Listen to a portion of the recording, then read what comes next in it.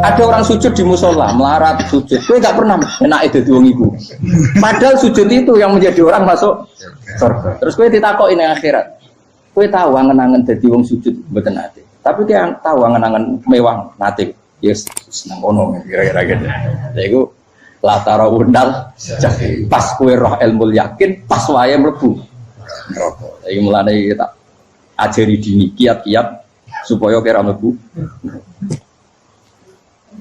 Makanya latih melihat dunia aku juga kesuwen. Misalnya di konco, di pejabat.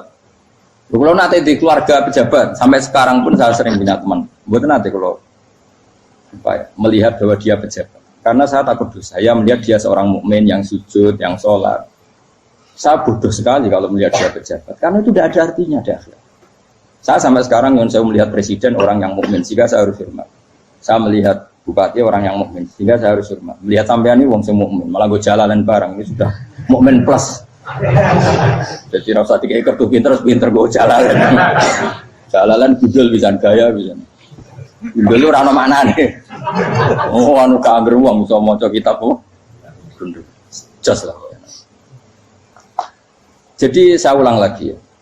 Makanya saya itu nanti kalau sampean alim sudah kayak saya, itu pasti nggak kagum sama sahabat. Sahabat itu, apalagi Rasulullah ya tentu. Sahabat dulu aja yang gampang ditiru.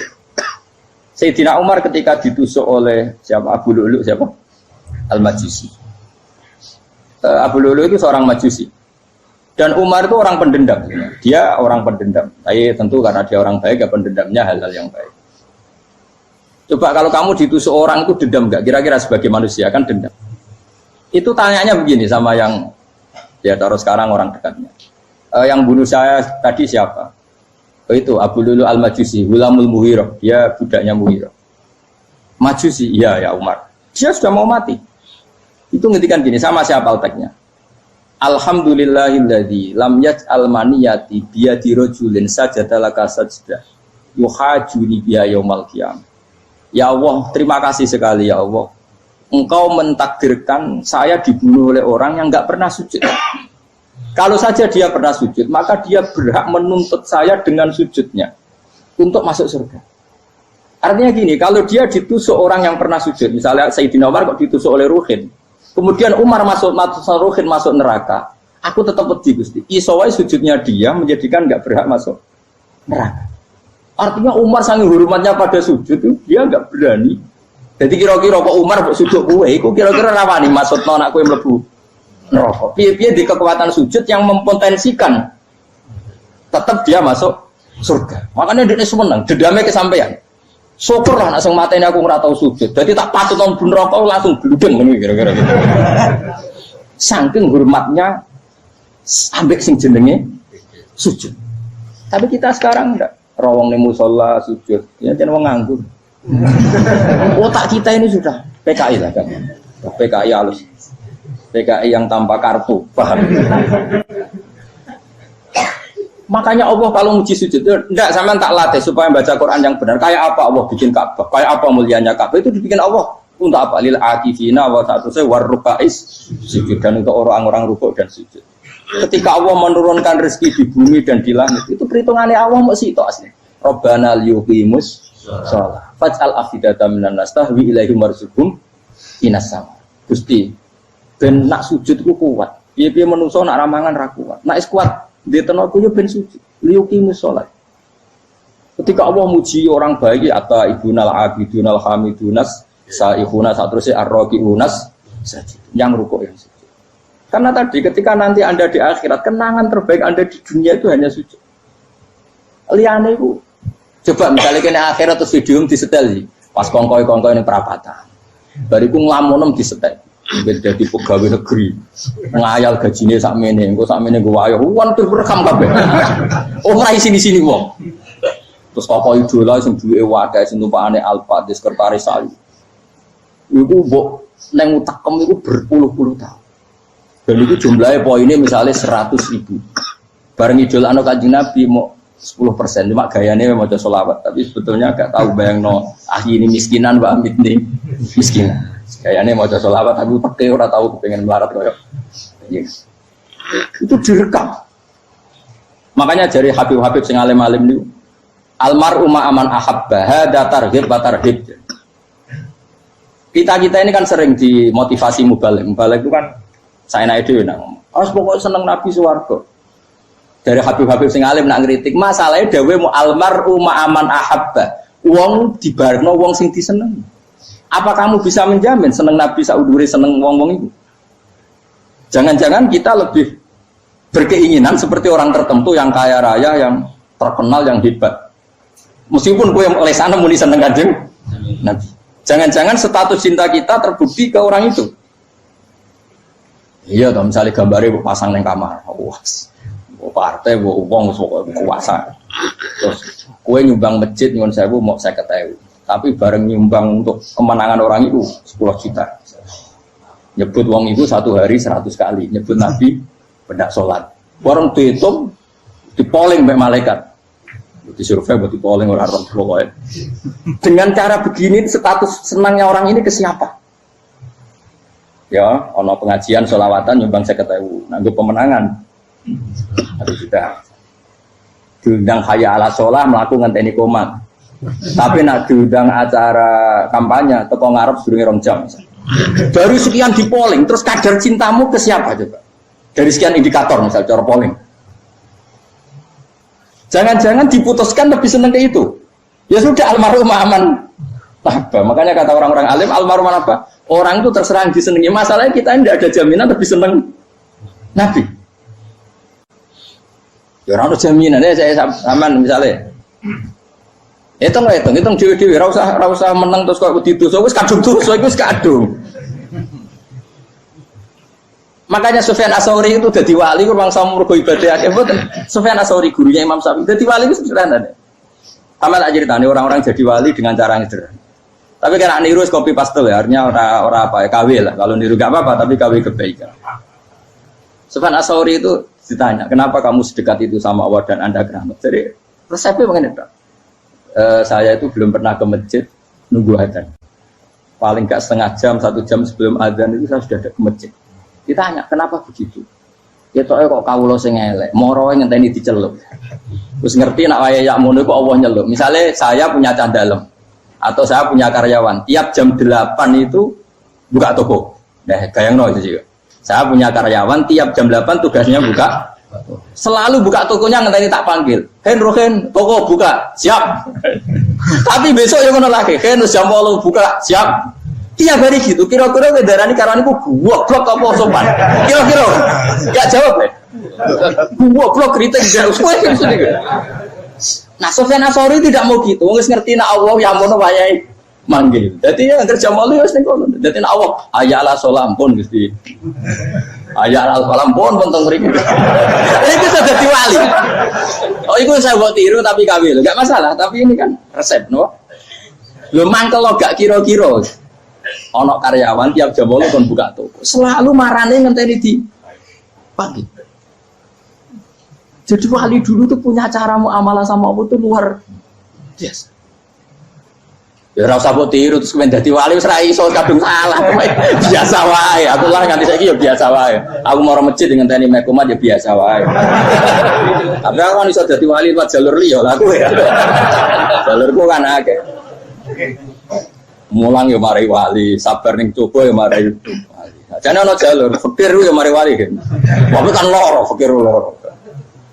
Jadi Imam Adil ya wali, di bojo judes yo wali, masyhur. Ana wali ku barokah di bojo judes. Iku ya jalur dadi wali. Wah lebih ngeri lagi. Ngeri tenang, antine akhirat aja wedi.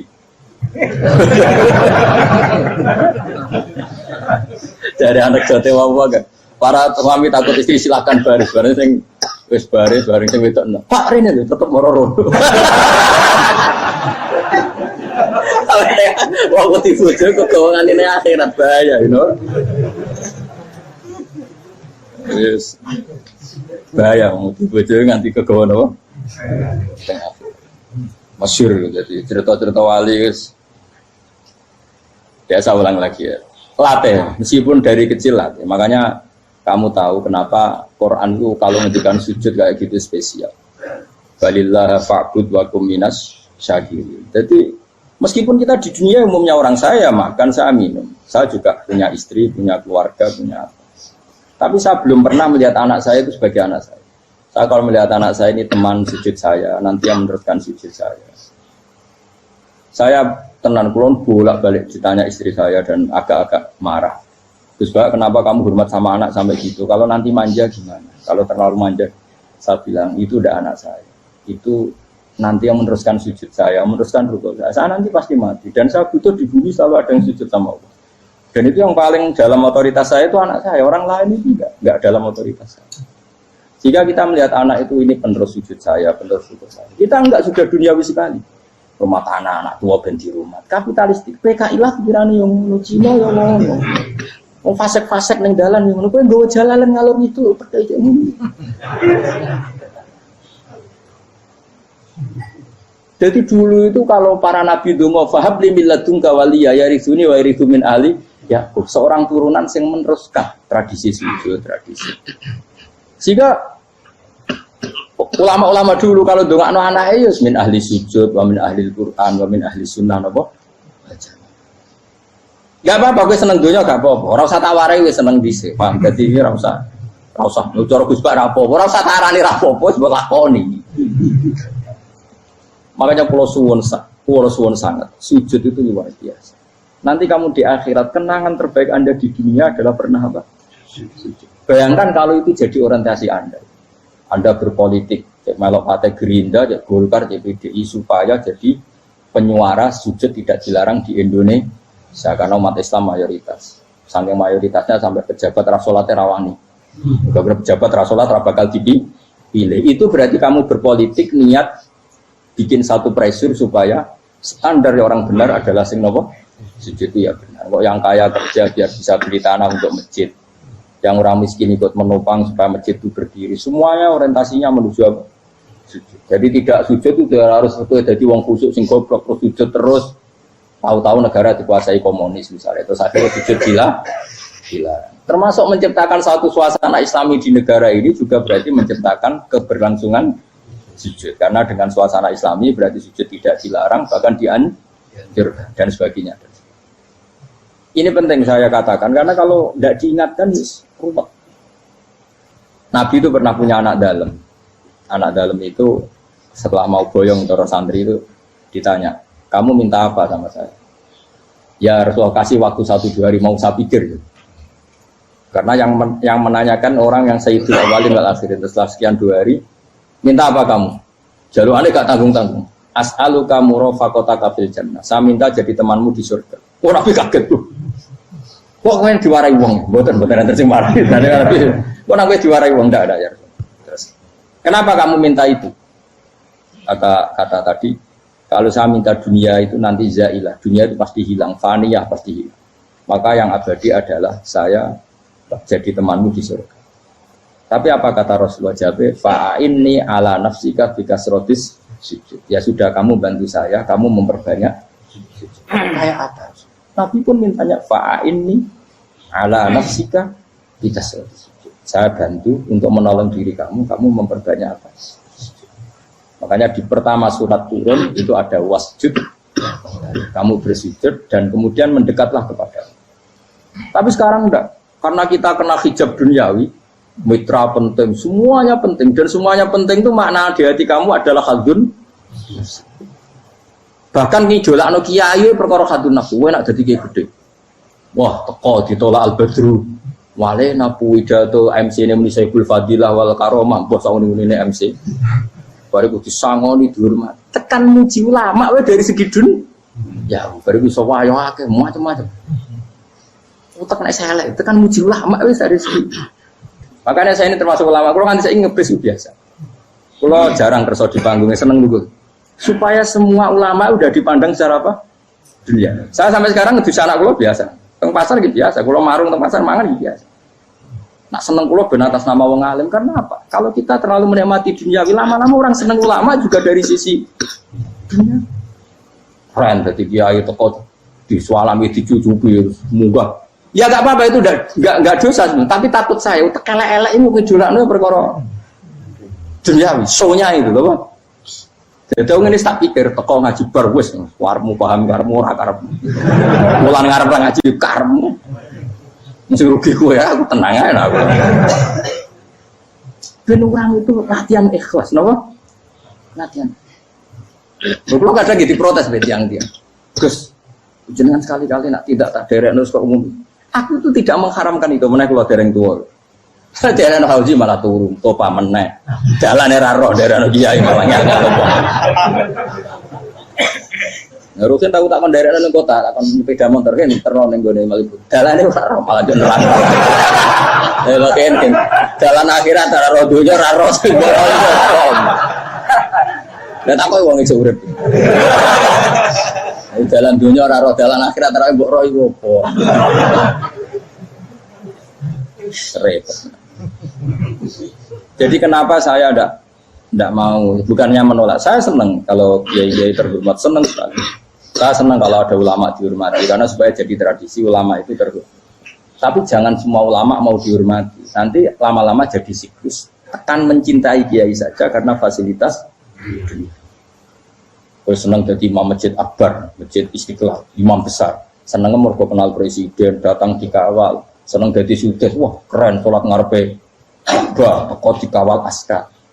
Ya kalau senang karena itu kan berarti menjadi dunia. Itu sirinya kenapa Rasulullah ketika ba'da Fatih Mekah sudah menguasai Mekah, sudah naklukkan Mekah Madinah.